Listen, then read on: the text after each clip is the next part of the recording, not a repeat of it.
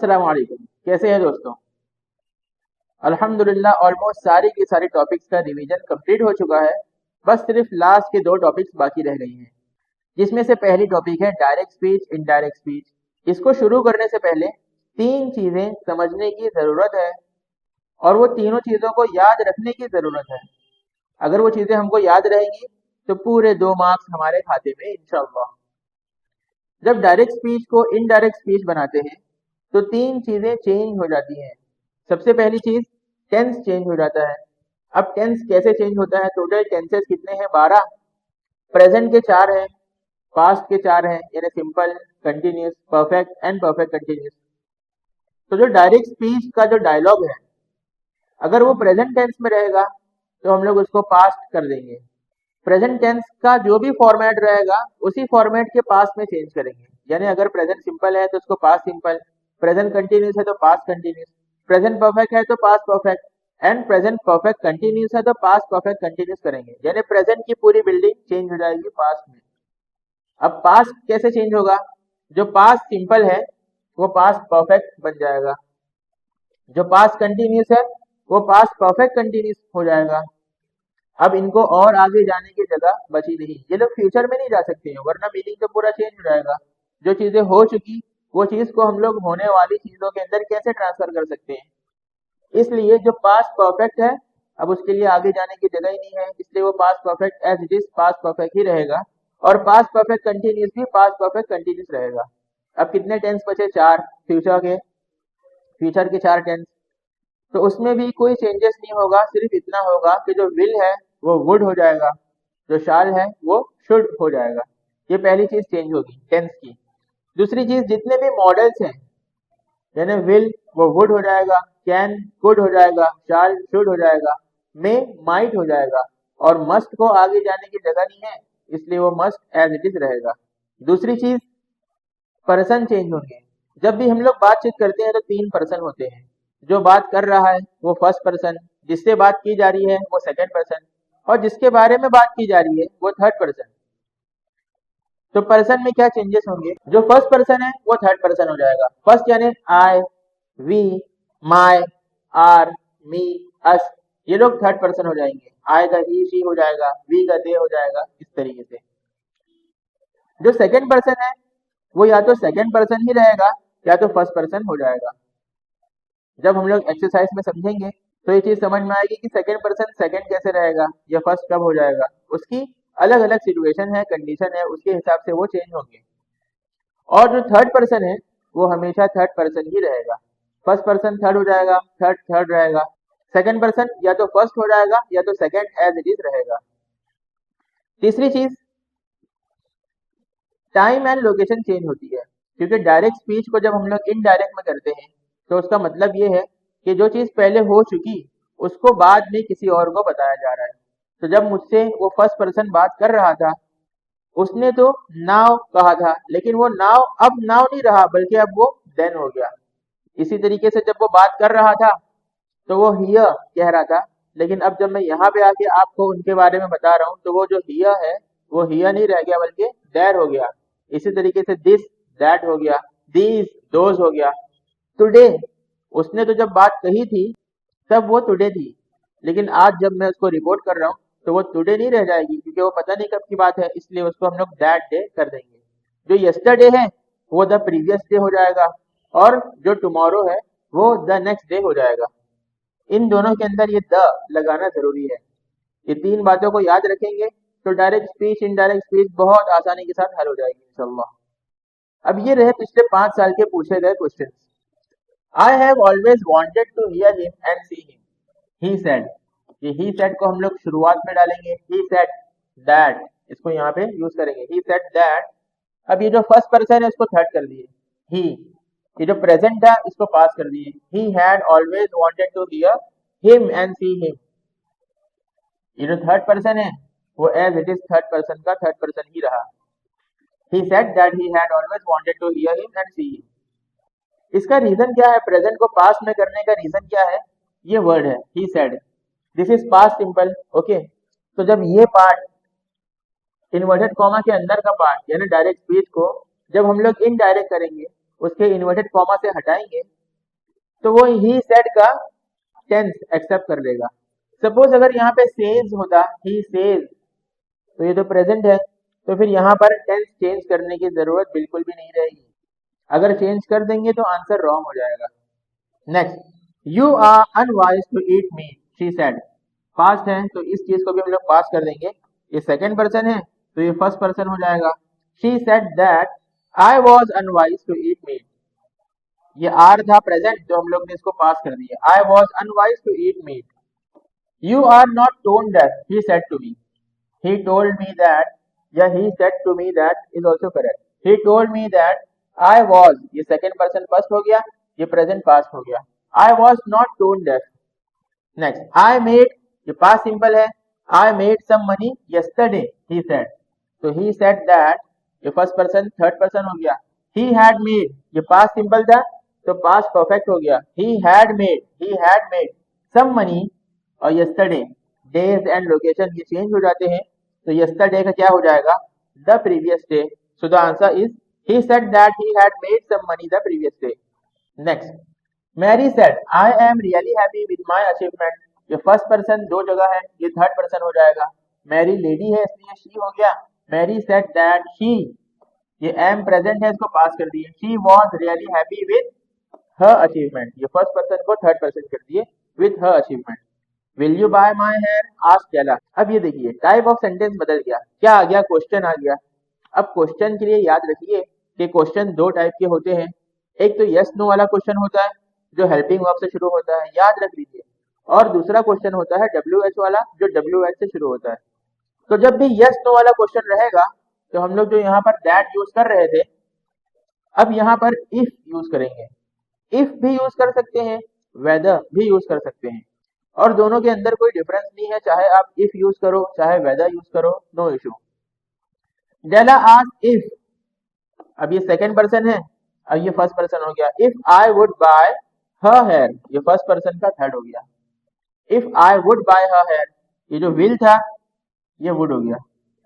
Will would हो जाता है, शाल शुड हो जाता है, कैन कुड हो जाता है, मे माइट हो जाता है, यानी प्रेजेंट की सारी चीजें पास्ट हो जाती है। Della asked if I would buy her hair, ये भी उसी किस्म का क्वेश्चन है। He asked can you cook, he asked if I, ये सेकंड पर्सन फर्स्ट हो गया, और ये जो कैन था ये कुड हो गया। If I could cook. दूसरी बात ये याद रखिए कि जो क्वेश्चन मार्क है यहाँ पे क्वेश्चन मार्क नहीं रहेगा बल्कि वो फुल स्टॉप हो जाएगा, क्योंकि अब वो क्वेश्चन क्वेश्चन नहीं रहा। क्योंकि जो क्वेश्चन का फॉर्मेट रहता है सब्जेक्ट से पहले हेल्पिंग वर्ब आने का, उसको हम लोगों ने चेंज कर दिए, सब्जेक्ट पहले आ गया और हेल्पिंग वर्ब बाद में हो गया। तो अब वो असर्टिव सेंटेंस बन गया, इसलिए अगर हम लोग क्वेश्चन मार्क डालेंगे तो आंसर रॉन्ग हो जाएगा। अब ये दूसरे टाइप का क्वेश्चन है डब्ल्यू एच क्वेश्चन। इसके अंदर सारी चीजें वैसी, यानी टेंस चेंज करेंगे, पर्सन चेंज करेंगे, लेकिन इफ नहीं लगाएंगे। जैसे यस नो वाले क्वेश्चन में इफ लगा रहे थे, यहाँ पे इफ नहीं लगाएंगे, सेम डब्ल्यू एच वाली चीज को यूज करेंगे, लेकिन सिर्फ सब्जेक्ट और हेल्पिंग वर्ब को रिप्लेस कर देंगे। जैसे he asked what kind of music do you like, he asked what kind of music I like. ये डू को हम लोगों ने क्यों हटा दिया, डू को डिड क्यों नहीं कर दिए, क्योंकि सेंटेंस पॉजिटिव सेंटेंस है यानी अफर्मेटिव सेंटेंस है, और डू डज डिड ये अफर्मेटिव सेंटेंस में नहीं आते हैं। इसलिए जब क्वेश्चन के अंदर डू रहेगा तो हम लोग उस डू को डिड नहीं करेंगे, बल्कि जो वर्ब लगा है उसको वी टू कर देंगे। तो इसलिए वो खुद ब खुद पास्ट सिंपल हो गया। सेंटेंस क्वेश्चन का प्रेजेंट सिंपल में था, अब ये आंसर वी टू की वजह से पास्ट सिंपल हो गया। Robert asked John how old are you, I am 13 years old, she replied. अब यहाँ पे दो लोगों के दो डायलॉग क्वेश्चन के अंदर आए हैं, इसलिए हम दोनों को इनडायरेक्ट कर देंगे। बड़ा सेंटेंस देखकर घबराना नहीं है, जो अपना रूल्स है चेंज करने का उसी रूल को फॉलो करेंगे। रॉबर्ट आस्क्ड जॉन, अब यहाँ पर एक और इम्पोर्टेंट चीज याद रखिए कि जो रॉबर्ट है बात किससे कर रहा है, जॉन से, और जो नाम है जॉन का वो डायरेक्ट स्पीच के अंदर आया है। जब भी ऐसा कोई नाम डायरेक्ट स्पीच के अंदर आ जाएगा जिसको एड्रेस किया जा रहा है, जिसको फर्स्ट पर्सन यानी बोलने वाला जिसको एड्रेस कर रहा है, तो उसको हम लोग जब यहाँ पे इनडायरेक्ट बनाएंगे तो उसको इन्वर्टेड कॉमा से बाहर उसको कंसीडर करेंगे। जैसे रॉबर्ट आस्क्ड जॉन, अब ये डब्ल्यू एच वाला क्वेश्चन है क्योंकि हाउ, तो यहाँ पर दैट डाला भी जा सकता है, नहीं डालेंगे तो भी कोई मसला नहीं। Robert asked John that how old she was, ऐसा भी हो सकता है। और Robert asked John how old she was, ये भी हो सकता है। जो इम्पोर्टेंट चीज है वो ये है, आर का वॉज हो गया, यानी सब्जेक्ट बाद में है, हेल्पिंग वर्ब पहले है, तो इसको हम लोगों ने जब इनडायरेक्ट बनाए तो सब्जेक्ट को पहले कर दिए, हेल्पिंग वर्ब को बाद में कर दिए, यानी ये असर्टिव सेंटेंस हो गया। She replied that she was, यानी जो फर्स्ट पर्सन था वो थर्ड हो गया, जो प्रेजेंट था आई वो वॉज हो गया। She was 13 years old। He said what shall we do उस्ताद साहब, सेम पैटर्न में क्वेश्चन है कि ही एड्रेस किसको कर रहा है, उस्ताद साहब को एड्रेस कर रहा है, तो ही आस्क्ड उस्ताद साहब that what they should do, what they should do.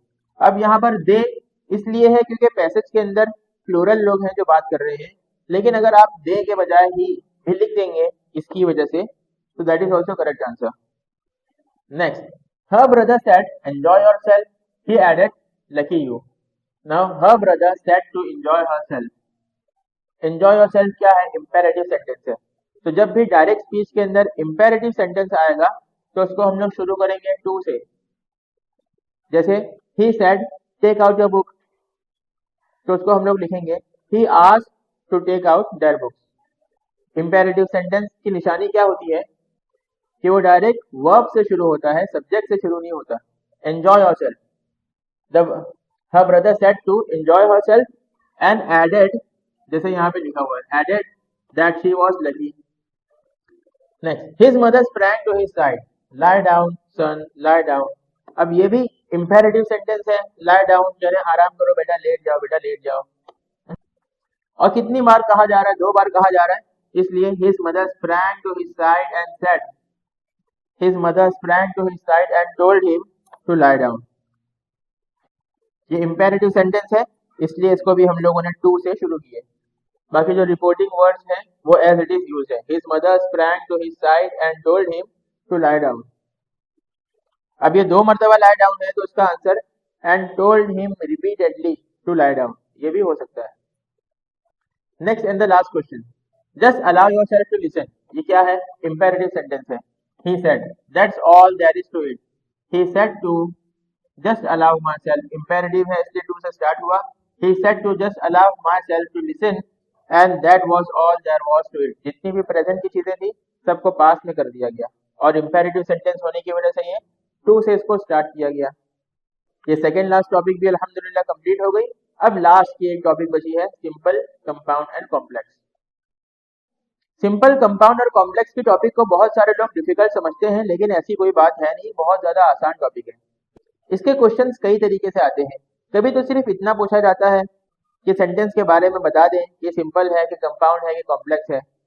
कभी इस किस्म का आता है कि सिंपल, कंपाउंड, कॉम्प्लेक्स को इंटरचेंज कर दिया जाए, और कभी इस किस्म का आता है कि सेंटेंस में मेन क्लॉज कौन सा है, सबऑर्डिनेट क्लॉज कौन सा है, ये बता दिया जाए। तो इन तीनों टॉपिक का रिलेशन है कंजंक्शन से। कंजंक्शन क्या होता है उसको समझ लेते हैं। कंजंक्शन 2 टाइप के होते हैं। कंजंक्शन किसको बोलते हैं, ऐसा कोई वर्ड जो 2 सेंटेंस को, 2 अलग अलग सेंटेंस को जोड़कर एक सेंटेंस बना दे, उसको कंजंक्शन कहते हैं। और कंजंक्शन 2 टाइप्स के रहते हैं। ये पूरी की पूरी टॉपिक्स बस इन 2 चीज पर डिपेंड है, बिल्कुल ध्यान और इत्मीनान से इसको समझें। एक होता है कोऑर्डिनेटर कंजंक्शन और एक होता है सबऑर्डिनेटर। कोऑर्डिनेटर सिर्फ ये 7 होते हैं, इसको याद रख लीजिए, और इसका शॉर्ट फॉर्म है फैन बॉयज। एफ से फॉर, एंड, नॉर, बट, और, येट, सो। इसके बारे में याद रखिए कि बिकॉज नहीं है बल्कि बट है। ये फैन बॉयज याद रख लीजिए। अगर किसी सेंटेंस के अंदर फैन बॉयज आ रहा है, फैन बॉयज में से कोई कंजंक्शन आ रहा है, तो वो सेंटेंस कंपाउंड सेंटेंस है, कंपाउंड सेंटेंस है। और अगर इनके अलावा कोई दूसरा कंजंक्शन आ रहा है तो वो कॉम्प्लेक्स सेंटेंस है। इनके अलावा और कौन सा होता है उसकी लिस्ट तो बहुत लंबी है, लेकिन बस इतना याद रख लीजिए कि इसके अलावा अगर कोई और आ रहा है तो वो सबऑर्डिनेटर है, और जब सबऑर्डिनेटर आ गया तो वो सेंटेंस कॉम्प्लेक्स सेंटेंस हो गया। उसके कुछ कंजंक्शन हम लोग देखते हैं।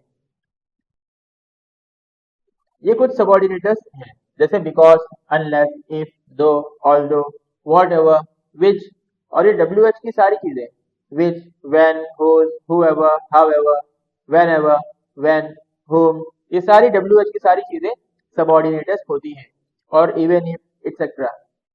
यानी याद रखने का आसान तरीका बस ये है कि इसको अच्छे से याद रख लीजिए और उसकी कुछ एग्जाम्पल्स को अच्छे से याद रख लीजिए, ताकि जब सेंटेंस को इंटरचेंज करना हो हम लोग सुटेबल कंजंक्शंस का इस्तेमाल कर सकें। अब जो 3 टाइप्स के क्वेश्चंस पूछे जाते हैं उसको अच्छे तरीके से समझ लेते हैं। सबसे पहला क्वेश्चन ये रहता है कि सिर्फ हमको ये बताना है कि सेंटेंस सिंपल है कि कंपाउंड है कि कॉम्प्लेक्स है। तो उसका आसान तरीका बस ये है कि गिवन सेंटेंस में आप कंजंक्शन को देख लें। अगर कंजंक्शन नहीं है, कोई भी कंजंक्शन यूज ही नहीं है, एक सिंपल ही सेंटेंस है, सिंगल सब्जेक्ट है, सिंगल ऑब्जेक्ट है, सिंगल वर्ब है, तो वो सेंटेंस सिंपल है। और अगर कंजंक्शन यूज किया गया है और वो कंजंक्शन कोऑर्डिनेटर है, तो वो सेंटेंस कौन सा रहेगा, कौन से काइंड का रहेगा, कंपाउंड। अगर इनके अलावा कोई दूसरा कंजंक्शन यूज किया गया है तो वो कॉम्प्लेक्स सेंटेंस रहेगा। ये पहली चीज हो गई। दूसरी चीज ये कि सेंटेंस के अंदर हम लोगों से पूछा जाएगा कौन सा पार्ट मेन क्लॉज है और कौन सा सबऑर्डिनेट क्लॉज है। सबऑर्डिनेट क्लॉज का दूसरा नाम डिपेंडेंट क्लॉज भी है। तो कभी सबऑर्डिनेट क्लॉज पूछा जाएगा और कभी डिपेंडेंट क्लॉज पूछा जाएगा। और कोऑर्डिनेटर का मतलब होता है इंडिपेंडेंट क्लॉज। क्लॉज से रिलेटेड एक क्वेश्चन ये पूछा जाता है कि सेंटेंस के अंदर जो सबऑर्डिनेट क्लॉज है वो कौन से टाइप का है। यानी उसकी 3 टाइप होती है, या तो वो नाउन क्लॉज होगा, या तो एडजेक्टिव क्लॉज होगा, या तो वो एडवर्ब क्लॉज होगा। इसको पता कैसे करेंगे? सबसे पहले हम लोग मेन क्लॉज को देख लेंगे। अगर मेन क्लॉज के अंदर सब्जेक्ट, वर्ब, ऑब्जेक्ट, ये तीनों चीजें मेन क्लॉज के अंदर मिल गई, तो फिर जो सबऑर्डिनेट क्लॉज है वो नाउन क्लॉज कभी नहीं हो सकता। फिर उसके बाद कौन सा क्लॉज रहेगा, एडजेक्टिव रहेगा कि एडवर्ब रहेगा। एडजेक्टिव क्लॉज किसको बोलते हैं? एडजेक्टिव किसको बोलते हैं? जो नाउन को डिस्क्राइब करे। अब अगर वो क्लॉज मेन क्लॉज के किसी भी नाउन को डिस्क्राइब कर रहा है तो एडजेक्टिव क्लॉज रहेगा। और अगर वो क्लॉज मेन क्लॉज के अंदर के वर्ब को डिस्क्राइब कर रहा है, यानी वो वर्ब कब हुआ, कैसे हुआ, कहाँ हुआ, अगर ऐसी कोई बात बता रहा है तो वो एडवर्ब क्लॉज रहेगा। अभी उसकी एग्जांपल्स हम लोग देखते हैं इंशाल्लाह। और अगर वो जो मेन क्लॉज है, मेन क्लॉज के अंदर सब्जेक्ट या ऑब्जेक्ट, ये दोनों में से कोई एक चीज अगर हम लोगों को नहीं दिखी, तो फिर जो सबऑर्डिनेट क्लॉज है वो डेफिनेटली नाउन क्लॉज ही रहेगा। क्वेश्चंस देखते हैं। First question, it takes the shape that the water commands. कुछ क्वेश्चंस को तफसील से हम लोग सॉल्व करते हैं।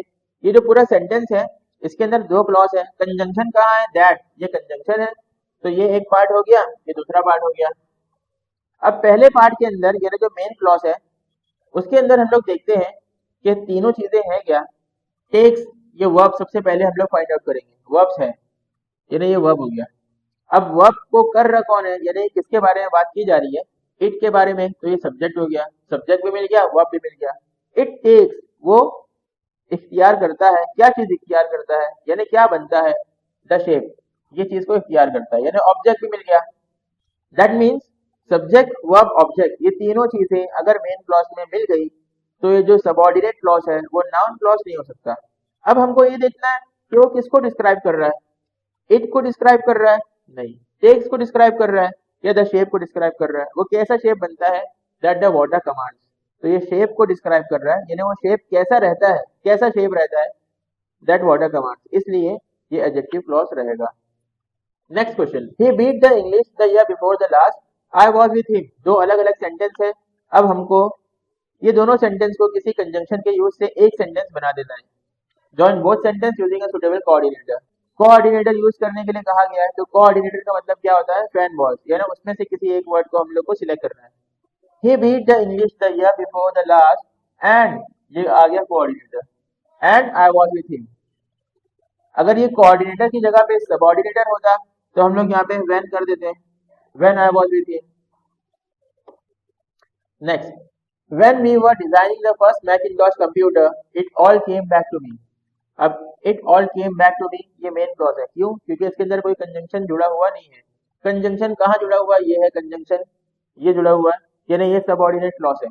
अब क्वेश्चन पूछा गया कि आइडेंटिफाई द सबऑर्डिनेट क्लॉज, जो अपने को मिल गया यहाँ से लेके यहाँ तक। एंड स्टेट इट्स टाइप, यानी नाउन क्लॉज है कि एडजेक्टिव क्लॉज है कि एडवर्ब क्लॉज है। It all came back to me, यहाँ पे हमको वर्ब, सब्जेक्ट, ऑब्जेक्ट तीनों चीजें मिल गई, इसलिए नाउन क्लॉज तो नहीं हो सकता। तो फिर कौन सा क्लॉज रहेगा? It all came back to me, वो सारी चीज की जिम्मेदारी मुझ पर आ गई। कब आ गई? यानी आने के बारे में, वर्ब के बारे में, केम बैक के बारे में बताया जा रहा है कि जब ये सारी चीजें हुई तो वो सारी जिम्मेदारी मेरे सर पे आ गई। तो ये वर्ब को डिस्क्राइब कर रहा है, that is why this is adverb clause of time. Analyse the sentence, जब एनालाइज द सेंटेंस पूछा जाएगा तो उसके अंदर हमको सारी चीजें करनी है, यानी सेंटेंस में मेन क्लॉज क्या है, सबऑर्डिनेट क्लॉज क्या है, और फिर सबऑर्डिनेट क्लॉज कौन से टाइप का है, ये सारी चीजें हमको बतानी रहेगी। When the king arrived the hermit was digging the ground in front of his hut, the hermit was digging the ground in front of his hut, ये पूरा सेंटेंस कंप्लीट हो गया। दूसरे पार्ट में ये कंजंक्शन जुड़ा हुआ है, यानी ये तो मेन क्लॉज हो गया, कंफर्म हो गया। यहाँ पे वर्ब क्या है, वाज डिगिंग, कौन कर रहा है, द हर्मिट, किसको कर रहा है, the ground. Subject verb object तीनों चीजें मिल गई, ये मेन क्लॉज है। मेन क्लॉज के अंदर जब तीनों चीजें आ गई तो एक चीज का तो क्लियर मामला हो गया कि नाउन क्लॉज नहीं है। तो ये कौन सी चीज को डिस्क्राइब कर रहा है, क्या हर्ट को डिस्क्राइब कर रहा है, या किंग को डिस्क्राइब कर रहा है, हर्मिट को डिस्क्राइब कर रहा है। अगर इनमें से किसी को डिस्क्राइब कर रहा होता तो वो एडजेक्टिव क्लॉज हो जाता, लेकिन किसको डिस्क्राइब कर रहा है, वॉज डिगिंग को। ये जमीन को खोदने वाला काम कब हो रहा था, जब किंग आया, right. That is why this is adverb clause of time. Main clause the hermit was digging till end, subordinate clause when the king arrived, and which type of clause is it, adverb clause of time. Again same type of question, the nerves that controlled his muscles were shutting down। अब ये बहुत important type का question है। अभी तक के तो हम क्वेश्चंस में ये देख रहे थे कि मेन क्लॉज एक तरफ होता है, सबऑर्डिनेट क्लॉज अलग होता है, लेकिन ये ऐसा सेंटेंस है कि इसके बीच में सबऑर्डिनेट क्लॉज है और थोड़ा पार्ट स्टार्टिंग में, थोड़ा पार्ट एंडिंग में, दोनों फर्स्ट एंड लास्ट पार्ट को मिलाकर मेन क्लॉज बन रहा है। जैसे the nerves were shutting down, were shutting down, ये एक सेंटेंस कंप्लीट हो गया। दैट कंट्रोल्ड हिज मसल्स, ये एक दूसरा क्लॉज है, यानी अगर ये चीज नहीं रहती दैट कंट्रोल्ड हिज मसल्स तो भी सेंटेंस पूरा हो जाता, the nerves were shutting down. ठीक है, तो ये मेन क्लॉज हो गया और ये सबऑर्डिनेट क्लॉज हो गया। और सबऑर्डिनेट क्लॉज कौन से टाइप का हुआ, किसको डिस्क्राइब कर रहा है, तो द नर्व्स को डिस्क्राइब कर रहा है कि कौन सी नर्व्स थी जो मसल्स को कंट्रोल करती थी। तो ये किसको डिस्क्राइब कर रहा है क्लॉज, द नर्व्स को, यानी नाउन को डिस्क्राइब कर रहा है, that is why this is adjective clause. ये कितना आसान question. Identify the type of sentence, sitting beside her father in the gallery Smita heard the thundering welcome, इसके अंदर कहीं पे भी कोई भी कंजंक्शन दिख रहा है, नहीं है, that is why it is simple sentence. अब ये सेंटेंस को जहन में भी रख लीजिए, ये सिंपल सेंटेंस जब भी कोई क्वेश्चन आएगा कंपाउंड सेंटेंस को या कॉम्प्लेक्स सेंटेंस को सिंपल में बनाने का, तो उसके अंदर जो दो वर्ब गिवन रहेंगे उसमें से पहले वर्ब को हम V4 बना देंगे और वहीं से सेंटेंस को स्टार्ट कर देंगे, वो खुद ब खुद सिंपल सेंटेंस बन जाएगा। जैसे सिटिंग बिसाइड हर फादर, अब ये एक सिंपल सेंटेंस है, इसको कॉम्प्लेक्स करना है। He took me to a gramophone room, he took me to a gramophone room, simple sentence है, कोई भी इसके अंदर कंजंक्शन नहीं है। अब इसको हमको कंजंक्शन लगाना है, क्योंकि कॉम्प्लेक्स सेंटेंस बनाना है इसलिए सबऑर्डिनेटर लगाना पड़ेगा। तो कौन सा सबऑर्डिनेटर लगेगा, he took me to a room, ये मेन क्लॉज पूरा हो गया, he took me to a room, there was a gramophone, ये भी एक पार्ट पूरा हो गया और इसको हम लोगों ने ज्वाइन कर दिया where से, where there was a gramophone, so the sentence has become now a complex sentence। when we see a caterpillar turn into a butterfly we experience the alchemy of nature, this is the main clause and rest of the sentence is subordinate clause। और subordinate clause कौन सा है, adverb clause of time, क्योंकि हमारे experience करने के बारे में बता रहा है कि हम एक्सपीरियंस से कब करते हैं, जब ये चीज होती है तब हम एक्सपीरियंस करते हैं। तो जब भी कोई क्लॉज वर्ब को डिफाइन करता है तो वो एडवर्ब क्लॉज हो जाता है। Next, Polly and Jack have promised to come with me, ये एक सिंपल सेंटेंस है क्योंकि उसमें कोई भी कंजंक्शन नहीं है। अब हम लोग ये कंजंक्शन लगाकर इसको कॉम्प्लेक्स बना देंगे। Polly and Jack have promised, ये बात पूरी हो गई, मेन सेंटेंस हो गया, मेन क्लॉज हो गया। दे विल कम विथ मी, ये दूसरा क्लॉज हो गया, इसके अंदर हम लोगों ने सबऑर्डिनेटर यानी सबऑर्डिनेट क्लॉज लगाकर इसको कॉम्प्लेक्स बना दिया। Polly and Jack have promised that they will come with me. Hemingway's novels are based on real events, rewrite using that, अब ये दैट लगाने का मतलब क्या है कि इसको कॉम्प्लेक्स बनाओ। So the answer will be novels that Hemingway wrote are based on real events. अब यहाँ पे जो दैट लगाए हैं, ये दैट से लेके हेमिंगवे रोट यहाँ तक के सबऑर्डिनेट क्लॉज हो गया, क्योंकि अगर हम लोग इसको हटा देंगे तो सेंटेंस मेन क्लॉज बन जाएगा। जैसे novels are based on real events, सारी चीजें मिल गई, वर्ब सब्जेक्ट ऑब्जेक्ट सारी चीजें मिल गई। तो इसके अलावा जो रेस्ट ऑफ द सेंटेंस है वो डिपेंडेंट क्लॉज यानी सबऑर्डिनेट क्लॉज है, और बाकी novels are based on real events ये क्या है, मेन क्लॉज। दैट लगाकर हम लोगों ने इसको कॉम्प्लेक्स सेंटेंस बना दिए। Neither his lips nor his eyes showed anything, ये दोनों को सेपरेट सेपरेट सेंटेंस में कर देना है। नाइदर नॉर आया, ये कंपाउंड सेंटेंस था, इसको हम लोगों ने दो अलग अलग सिंपल सेंटेंस बना दिए। His lips showed nothing, his eyes showed nothing. Next, the king was convinced by none of his answers and gave the reward to none. Make it complex. यहाँ पर ये एंड लगा हुआ था, इसलिए कंपाउंड सेंटेंस था।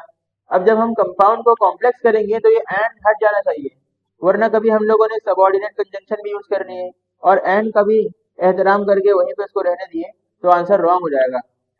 So the answer will be, as none of his answers convinced the king, he gave the reward to none. This as is a subordinate conjunction, that is why the sentence has become complex sentence.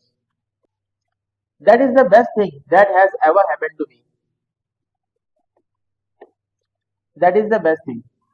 ये main clause हो गया, that has ever happened to me, ये subordinate clause हो गया, subordinate clause that has ever happened to me, adjective clause.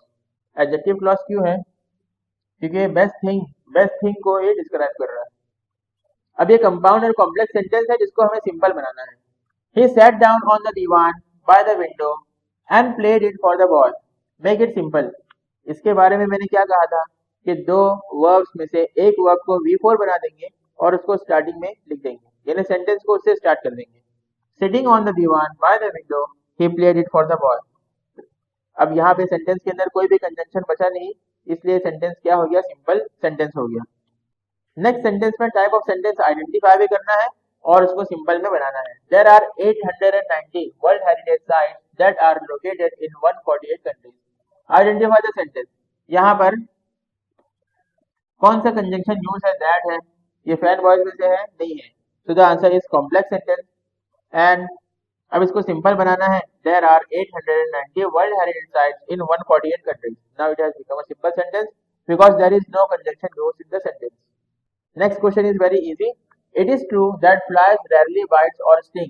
अब इसमें सिर्फ subordinate clause identify करना था। It is true, ये main clause हो गया। अब ये second part के अंदर conjunction add है, that is why this will be subordinate clause. And now this is the last question of this topic. The first assignment on being commissioned was to fly wetland Vapi biplanes in the northwestern frontier province. Subordinate clause क्या है? On. This is also a conjunction. On being commissioned. This is the subordinate clause. और इस subordinate clause कौन सा है? Clause of condition. Adverb clause of condition. Condition क्यों? क्योंकि जो verb हुआ वो कब हुआ, कौन सी condition पे हुआ, कि जब उनकी ये condition पूरी हो गई तभी जाकर वो अपना ये verb कर पाए। तो यहाँ पर अल्हम्दुलिल्लाह हम लोगों ने 10th स्टैंडर्ड के ग्रामर की तमाम टॉपिक्स का रिवीजन अच्छी तरीके से कर लिया है। और मेरी आप लोगों से दरख्वास्त है कि इस वीडियो को अच्छी तरीके से देखें, ध्यान से देखें। अगर कोई क्वेश्चन हो, अगर कोई डाउट क्लियर करना हो तो उसको कमेंट सेक्शन के अंदर ज़रूर कमेंट कर दें, तो उससे भी रिलेटेड या तो वहीं पर जवाब दे दिया जाएगा या उससे रिलेटेड एक और वीडियो मुख्तसर सी शॉर्ट्स वीडियो बनाकर डाल दी जाएगी इंशाअल्लाह। चलिए, बेस्ट ऑफ लक। अच्छे से मेहनत कीजिए। जितने दिन बाकी रह गए हैं इम्तिहान में, एक वक्त को भी, एक लम्हे को भी ज़ाय किए बगैर बड़ी से बड़ी सोच रखकर, एक बड़ा विजन लेकर अच्छी तरीके से मेहनत कीजिए कि इंशाअल्लाह सबसे अच्छा रिजल्ट हमको लाना है। इंशाअल्लाह अल्लाह रब्बुल इज़्ज़त हर एक को अच्छे नंबरात से कामयाब फरमाए, पढ़ाई लिखाई करने में ताउन फरमाए और बेहतर से बेहतर मकसद बनाकर ज़िंदगी गुजारने की तौफीक नसीब फरमाए। अस्सलामु अलैकुम व रहमतुल्लाह।